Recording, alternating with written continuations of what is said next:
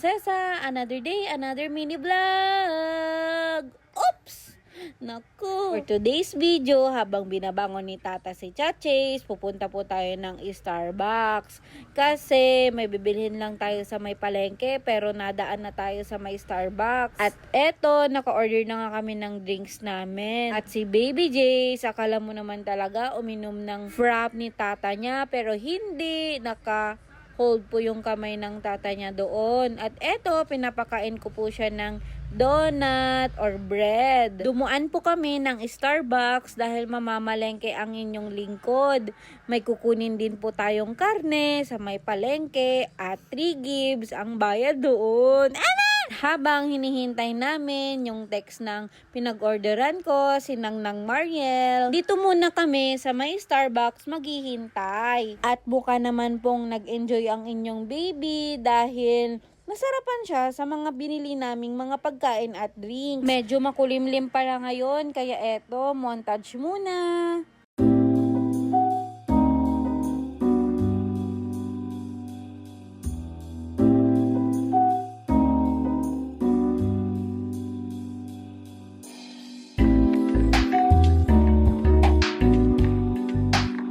At habang binibidyo ko ang mga montage natin, itong batang makulitlit na ito, ayan, patakbo-takbo siya dito sa may Starbucks. Kasi nga naman, kami lang yung tao. Happy ako na tumatakbo siya habang tumatawa. Diba, Baby Chachi, sa sakit, Bibi?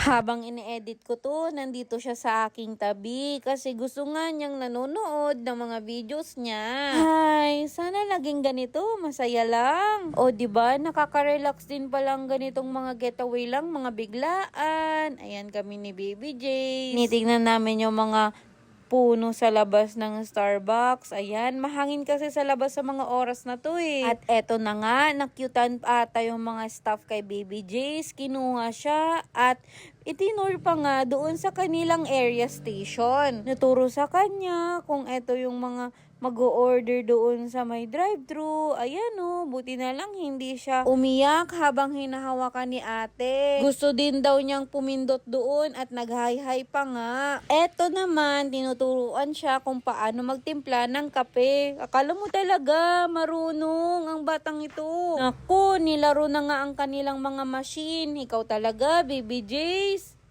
Napaka-cute mo talaga.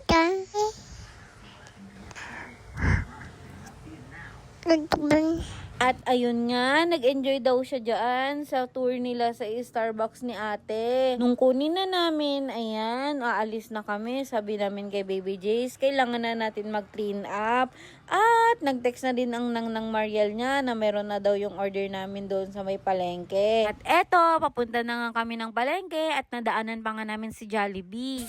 Gusto niya yan siya si Jollibee. O paano ba yan? Patapos na naman ang ating video. Sana nagustuhan nyo at sana i-like and share nyo to. Eto, nakauwi na nga kami. Hanggang sa muli, sa susunod na vlog. Bye!